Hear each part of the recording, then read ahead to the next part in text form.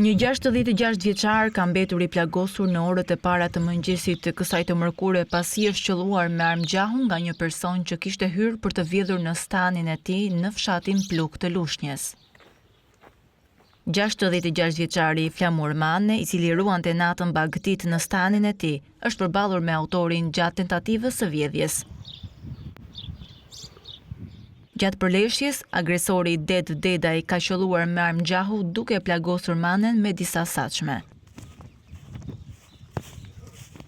Menjëherë pas denoncimit të 66 vjeçarit, forcat e policisë së komisariatit të Lushnjës kanë bërë të mundur identifikimin dhe kapjen e autorit të dyshuar Det Dedaj, 65 vjeç. Fqinjët e të plagosurit kanë deklaruar se Flamur Mane ishte bërë së fundmi shënjestër e disa vjedhjeve, ku disa ditë më parë janë marrë edhe disa krerë bagëti.